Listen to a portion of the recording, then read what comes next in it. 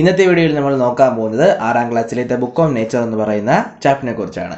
ഈ ചാപ്റ്ററിലേക്ക് പോകുന്നതിന് മുമ്പായിട്ട് letters from a father to his daughter is a collection of letters written by Jawaharlal Nehru to his 12-year daughter Indira in the summer of 1928.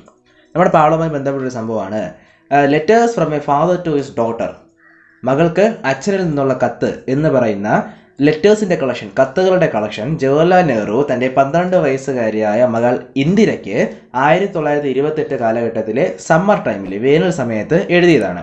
At that time Nehru was in Allahabad and Indira was in Mussoorie. ആ സമയം ജവഹർലാൽ നെഹ്റു അലഹബാദിലും ഇന്ദിര മുസൂറി എന്ന് പറയുന്ന സ്ഥലത്തുമായിരുന്നു. Nehru used to write letters from time to Indira. സമയത്ത് ഇടയ്ക്കിടയ്ക്ക് നെഹ്റു തൻ്റെ മകൾ ഇന്ദിരയ്ക്ക് ഇതേപോലെ ലെറ്റർ അയക്കാറുണ്ട്. ആ സമയത്ത് ഫോണ്, വാട്സപ്പ് ഒന്നുമില്ലല്ലോ. The book of nature is one of those letters. Book of nature, നമുക്ക് ഇന്ന് പഠിക്കേണ്ട ഈ ചാപ്റ്റർ അതേപോലുള്ളൊരു ലെറ്ററാണ്. ഓക്കെ, നമ്മുടെ ജവഹർലാൽ നെഹ്റു ഈ സമയത്ത്, അതായത് അലഹബാദിൽ ഇരുന്ന സമയത്ത് അദ്ദേഹം ജയിലിലായിരുന്നു. ജയിലിൽ ഇരുന്നു കൊണ്ടാണ് തൻ്റെ മകളായ ഇന്ദിരയ്ക്ക് എന്ത് ചെയ്തത്, അദ്ദേഹം കത്തയച്ചത്. ഓക്കെ, നമുക്ക് ചാപ്റ്ററിലേക്ക് കിടക്കാം. When you and I R together you often ask me questions about many things and I try to answer them.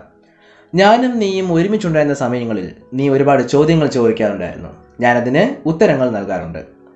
Now that you are at Mussoorie and I am in Allahabad, we cannot have these talks. നീ ഇപ്പോൾ മുസൂറിയിലും ഞാൻ അലഹബാദിലും ആയിരുന്ന സമയം, അല്ലെങ്കിൽ ഇപ്പോൾ അങ്ങനെ ആയതുകൊണ്ട് നമ്മൾക്ക് അതേപോലുള്ള സംസാരങ്ങൾ സംസാരിക്കാൻ പറ്റില്ല. I am therefore going to write to you from time to time short accounts of the story of our earth. അതുകൊണ്ട് നമ്മുടെ ഭൂമിയിലെ ചെറിയ ചെറിയ കഥകൾ ഇതുപോലെ കത്തുകളായി ഇടയ്ക്കിടയ്ക്ക് ഞാൻ എന്ത് ചെയ്യാം, നിനക്ക് അയച്ചു തരാം. I am afraid I can only tell you very little in these letters of mine. എൻ്റെ ഈ ചെറിയ കത്തുകളിൽ വളരെ കുറച്ച് മാത്രമേ നിനക്ക് പറഞ്ഞു തരാൻ പറ്റുള്ളൂ എന്നൊരു വിഷമം എനിക്കുണ്ട്.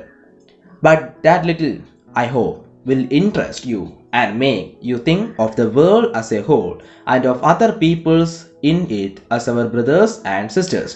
പക്ഷേ ആ ഒരു കാര്യം, ഓക്കെ, ഈ ചെറിയ കത്തുകളിലൂടെ അയക്കുമ്പോൾ നമ്മുടെ ഭൂമിയിലുള്ള ബ്രദേഴ്സും സിസ്റ്റേഴ്സും, ഭൂമിയിലുള്ള മറ്റു ജീവജാലങ്ങളും എല്ലാവരുടെയും കഥ കേൾക്കാൻ നിനക്കൊരു പ്രതീക്ഷ അല്ലെങ്കിൽ ആഗ്രഹം ഉണ്ടാകും.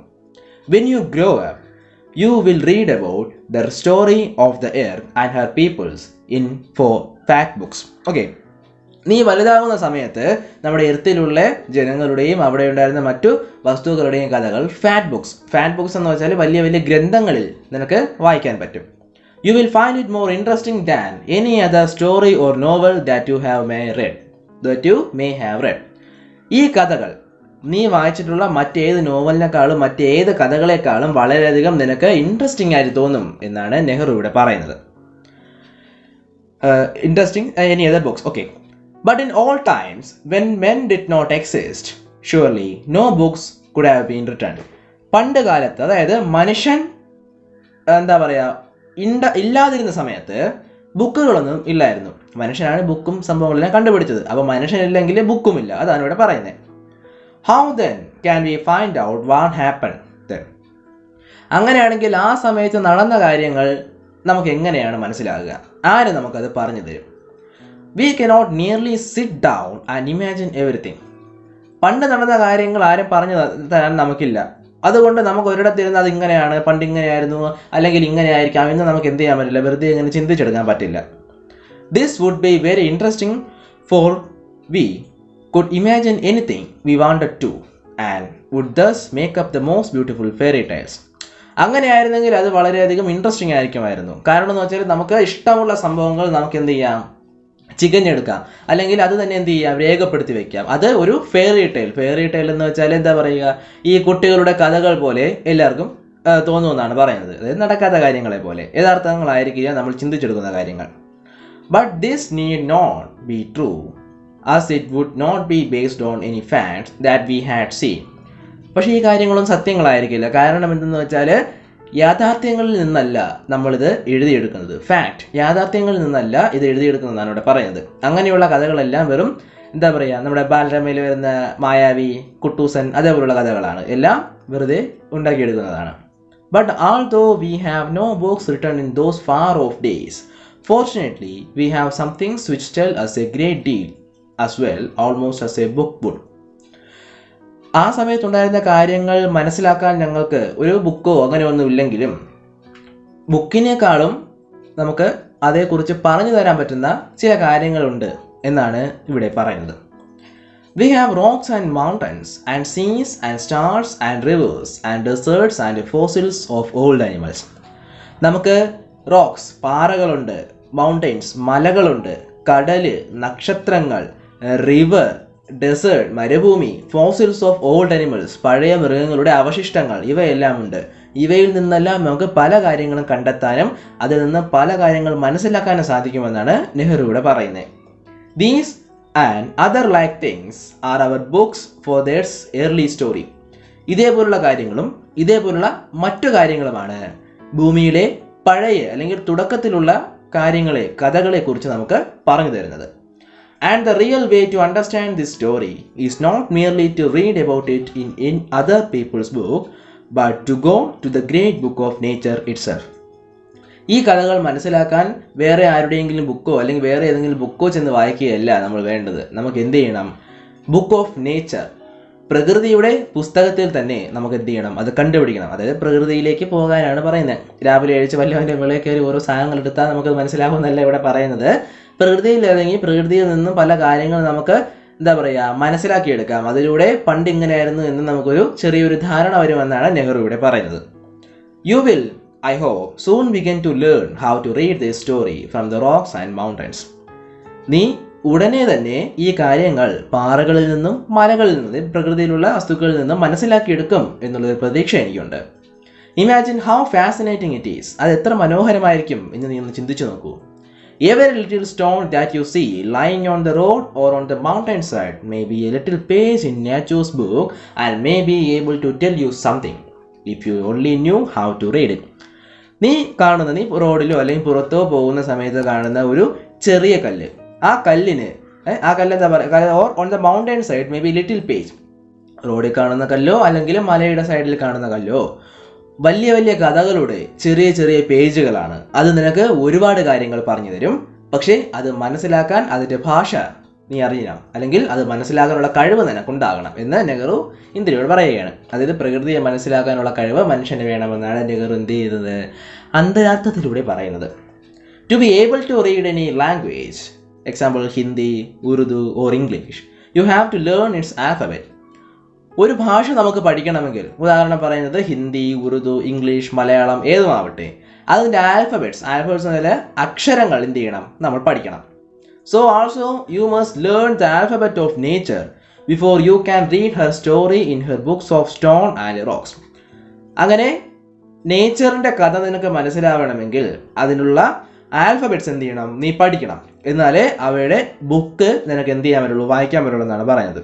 Even now perhaps you know a little how to read this. ഇപ്പോൾ നിനക്ക് ഇതിനെക്കുറിച്ച് ചെറിയൊരു ധാരണ അല്ലെങ്കിൽ ഈ ഒരു കഥ വായിക്കാനുള്ള ചെറിയൊരു കഴിവ് നിനക്കുണ്ടാകും എന്ന് എനിക്ക് തോന്നുന്നു എന്നാണ് നെഹ്റു പറയുന്നത്. If you see a little round shiny pebble, does it not tell you something? ഉരുണ്ട തിളക്കമുള്ള ഒരു പെബിൾ എന്ന് വെച്ചാൽ ഒരു വെള്ളാരം കല്ല് എന്ന് വേണമെങ്കിൽ പറയാം. നമ്മൾ തോട്ടിലൊക്കെ പോകുന്ന സമയത്ത് വെള്ള കളർ കല്ല് കാണാറില്ലേ? അത്രയേ ഉള്ളൂ. അതുപോലും നിനക്ക് എന്തെങ്കിലും പറഞ്ഞു തരും എന്നാണ് നെഹ്റു പറയുന്നത്. How did it get round and smooth and shiny without any corner or rough edges? ഇത്ര ഉരുണ്ട് മനോഹരമായി തിളക്കമുള്ളതായി ഒരു കോർണറോ ഒരു കൂർത്ത ഭാഗമോ ഒരു റഫ് എഡ്ജസ് എന്ന് വെച്ചാൽ പരുക്കൻ പ്രദേശങ്ങളോ ഇല്ലാതെ ഇത്രത്തോളം മനോഹരമാകാൻ എങ്ങനെ സാധിച്ചു എന്ന് വേണമെങ്കിൽ ആ കല്ല് നിനക്ക് പറഞ്ഞു തരും. If you break a big rock into small bits, each bit is rough and has corners and rough edges. ഒരു വലിയ പാറ അല്ലെങ്കിൽ വലിയൊരു കല്ല് നീ തകർത്തു അല്ലെങ്കിൽ പൊട്ടിച്ചു എന്ന് വിചാരിക്കുക. ഓക്കെ, അതിൽ ഓരോ കല്ലുകൾക്കും ഓരോ റഫ് എഡ്ജസ് അല്ലെങ്കിൽ കൂർത്ത ഭാഗം, പരുക്കൻ പ്രദേശങ്ങളെല്ലാം കാണും അല്ലേ? ഉറപ്പായും കാണും. It is not at all like a round smooth pebble. അതൊരിക്കലും നമ്മൾ നേരത്തെ പറഞ്ഞ വെള്ളാരം കല്ല് പോലെ ഉരുണ്ട് നല്ല തിളക്കമുള്ള സ്മൂത്ത് ആയിട്ടുള്ളൊരു പെബിൾ ആയിരിക്കില്ല. How then did the pebble become so round and smooth and Shiny? പിന്നെ എങ്ങനെയാണ് ഇതേപോലുള്ളൊരു കല്ല്, നമ്മളെ പെബിൾ, ഇത്ര റൗണ്ടും ഇത്ര സ്മൂത്തും ഇത്ര ഷൈനിയുമായി മാറാൻ കാരണം? It will tell you it story if you have good eyes to see and ears to hear it. നിനക്ക് കാണാൻ കണ്ണുകളും കേൾക്കാൻ കാതും ഉണ്ടെങ്കിൽ അതെന്ത് ചെയ്യും? അതിൻ്റെ കഥ നിനക്ക് പറഞ്ഞു തരും. കണ്ണുകാലം മാത്രം ഉണ്ടായിട്ട് കാര്യമില്ല, കേൾക്കാനുള്ളൊരു മനസ്സും വേണം. It tells U that once upon a time, it may be long ago, it was a bit of rock, just like the bit you may have break from a big rock or stone with plenty of edges and corners. അത് നിനക്ക് ഇങ്ങനെ പറഞ്ഞു തരും. പണ്ടൊരു കാലത്ത്, അത് വളരെ പണ്ട് ആയിരിക്കാം, അതും സാധാരണ പോലെ ഒരു റോക്ക്, ഒരു കല്ലായിരുന്നു. നീ നേരത്തെ പൊട്ടിച്ചില്ലേ ഒരു കല്ല്, നേരത്തെ ഒരു കല്ല് പൊട്ടിക്കാൻ പറഞ്ഞില്ലേ, ആ കല്ല് പോലത്തെ ചെറിയൊരു റോക്കായിരുന്നു. Okay, probably it rested on some mountain side. ചിലപ്പോൾ അത് വല്ല മൗണ്ടൻ, നമ്മുടെ മലയുടെ താഴെയോ, ഇപ്പോൾ മല തന്നെ വേണമെന്നില്ല, വല്ല കുന്നിൻ്റെ താഴെയോ അല്ലെങ്കിൽ ഏതെങ്കിലും പ്രാന്തപ്രദേശത്തോ ഒഴിഞ്ഞെടുക്കുന്ന എവിടെയെങ്കിലും സ്ഥലത്ത് കിടക്കുന്ന ഒരു കല്ല്, അത്രയേ ഉള്ളൂ, അങ്ങനത്തെ കല്ലായിരിക്കാം. Then came the rain and washed it down to the little valley where it found a mountain stream which pushed it on and on till it reached a little river. അങ്ങനെ മൗണ്ടൻ സൈഡിൽ കിടന്ന, ഇപ്പോൾ നമുക്ക് മലയുടെ താഴെ കിടന്ന ഒരു കല്ലിൻ്റെ കാര്യം പറയാം. ഒരു മഴ വന്നു, അതിനെ നേരെ ഇവിടെ കൊണ്ടുപോയി ഒരു ചെറിയ വാലി, ചെറിയൊരു താഴ്വാരത്തേക്ക് എത്തിച്ചു. മുകളിൽ നിന്ന് താഴേക്ക് വന്നു. പെട്ടെന്ന് തന്നെ അതെന്തോന്നി, ഒരു മൗണ്ടൻ സ്ട്രീം എന്ന് വെച്ചാൽ മല ഒഴുക്ക് അല്ലെങ്കിൽ മലവെള്ളം, ചെറിയൊരു മലവെള്ളത്തിൽ അത് ഏർപ്പെട്ടു. അത് എന്ത് ചെയ്തു, ആ ഒഴുക്ക് നേരെ അതിനെ കൊണ്ടുവന്ന് ഒരു ചെറിയ നദിയിലേക്ക് ഇട്ടു, റിവറിലേക്ക് ഇട്ടു. And the little river took it to the big river. ആ ചെറിയ റിവർ എന്തോന്ന് ചെയ്തു, അതിനെ ബിഗ് റിവറിലേക്ക് കൊണ്ടുപോയി. അപ്പോൾ മലയിൽ നിന്ന് താഴെ വാലിയിൽ നിന്ന് ലിറ്റിൽ റിവറിൽ നിന്ന് big river. And all the while it rolled at the bottom of the river and it edges were worn away. അപ്പോൾ മലയിൽ നിന്ന് താഴ്വാരത്തിൽ നിന്ന് ചെറിയ നദിയിൽ നിന്ന് വലിയ നദി. ഈ ട്രാവൽ അല്ലെങ്കിൽ ഈ സമയങ്ങളെല്ലാം നമ്മളെ കല്ല് ഉരുണ്ട് വരികയാണ്. അങ്ങനെ അതിൻ്റെ കൂർത്ത ഭാഗങ്ങളും പരുക്കൻ ഭാഗങ്ങളും എല്ലാം ഉരഞ്ഞ് നല്ല സ്മൂത്തായി മാറി. Okay, thus the rough surface was made smooth and shiny. അങ്ങനെയാണ് ഈ റഫ് സർഫസ് നല്ല സ്മൂത്തും ഷൈനിയുമായി മാറിയത് എന്നാണ് നെഹ്റു പറയുന്നത്. So it became the pebble that you see. അങ്ങനെയാണ് ഇപ്പോൾ നീ കാണുന്ന ആ ഒരു പെബിൾ, വെള്ളാരം കല്ലായി അത് മാറിയത്. Somehow the river left it behind and you found it. എങ്ങനെയോ ആ മൗണ്ടൻ റിവറിലൂടെ ഒഴുകുന്ന ആ കല്ല് റിവറിൽ നിന്നും വഴിതെറ്റി നിന്റെ കയ്യിലെത്തി. If the river had carried it on, it would have become smaller and smaller, till at last it became a grain of sand and joined its brother at the seaside to make a beautiful beach where the little children can play and make castles out of the sand. നിന്റെ കയ്യിൽ ആ കല്ല് കിട്ടിയില്ലായിരുന്നെങ്കിൽ പിന്നെയും അത് നദിയിലൂടെ ഒഴുകി ഉരഞ്ഞ് ഒരു തരി, grain of sand, okay, ചെറിയൊരു മണൽ തരിയായി ഏതെങ്കിലും ഒരു കടലില് സൈഡിൽ ബീച്ചായിട്ട് മാറും. ഓക്കെ, കടലിൻ്റെ സൈഡിൽ ആ ഒരു പരന്ന പ്രദേശമായി മാറും. അത് കുട്ടികൾ കളിക്കുന്ന സാൻഡ് കാസിലിൽ നമ്മൾ മണ്ണ് വെച്ച് വലിയ വീട് പോലെ ഉണ്ടാക്കുന്നത്, അതിനു വേണ്ടി ഉപയോഗിക്കും എന്നാണ് ഇവിടെ പറയുന്നത്. ഓക്കെ, ഒരു വലിയ കല്ല്, ഒരു വലിയ പാറ കഷ്ണം ഉരഞ്ഞ് ചെറിയൊരു മണൽത്തരിയായി മാറിയ കഥയാണ് നെഹ്റു ഇവിടെ പറഞ്ഞത്. If A little pebble can tell you so much, how much more could we learn from all the rocks and mountains and the many other things we see around us. ഒരു ചെറിയ കല്ലിലൂടെ ഇത്രയും കഥകൾ നിനക്ക് മനസ്സിലായെങ്കിൽ നമ്മുടെ ചുറ്റുമുള്ള പല കാര്യങ്ങൾ, റോക്സ്, മൗണ്ടൻസ്, എന്തുമാകട്ടെ, അതിനെല്ലാം എത്രത്തോളം കഥകൾ നിനക്ക് പറയാൻ കാണും എന്നാണ് നെഹ്റു ഇവിടെ പറയുന്നത്. ഓക്കെ, അപ്പോൾ ഇന്ദിരാഗാന്ധിക്ക് നെഹ്റു അയച്ചുകൊണ്ടിരുന്ന കത്തിലെ ഒരു കത്താണ് ഇവിടെ ഉള്ളത്. ഏകദേശം 200-300ഓളം കത്തുകളുണ്ട്. അതിൽ ഒരു കത്ത് മാത്രമാണിത്. ഇതുപോലെ വേറൊരു കത്ത് നിങ്ങൾ ഇവിടെ പഠിച്ചിട്ടുണ്ടാവും, 5ാം ക്ലാസ്സിൽ വെച്ച് പഠിച്ചിട്ടുണ്ടാവും. ഓക്കെ, മഹാത്മാഗാന്ധിയുടെ കഥകളൊക്കെ ജവഹർലാൽ നെഹ്റു ഇന്ത്യക്ക് പറഞ്ഞു കൊടുക്കുന്ന രീതിയിൽ ഇതാ ഇപ്പോൾ 6ാം ക്ലാസ്സിലും വന്നു. ഇനി 7ാം ക്ലാസ്സിലും വരട്ടെ എന്ന് ഞാൻ പ്രാർത്ഥിക്കാം. ഓക്കെ, അപ്പോൾ വളരെ സിമ്പിളായിട്ടുള്ള കഥയാണ്. നിങ്ങൾക്ക് ഇഷ്ടപ്പെട്ടു എന്ന് തോന്നുന്നു. വീഡിയോ ഇഷ്ടപ്പെട്ടെങ്കിൽ ലൈക്ക് ചെയ്യുക, നല്ല കാര്യങ്ങൾ കമൻറ്റ് ചെയ്യുക. പിന്നെ ഇതിൻ്റെ നോട്ട്സ് ഞാൻ ഈ ബട്ടണിൽ കൊടുത്തിരിക്കാം, അത് നിങ്ങൾ എന്ത് ചെയ്യുക നോക്കുക. ചാനലിൽ പുതുതായിട്ട് വന്ന കുട്ടികളാണെങ്കിൽ സബ്സ്ക്രൈബ് ചെയ്യുക, നേരത്തെ വന്ന കുട്ടികളാണെങ്കിൽ എന്ത് ചെയ്യുക, അടുത്ത വീഡിയോയ്ക്ക് കാത്തിരിക്കുക.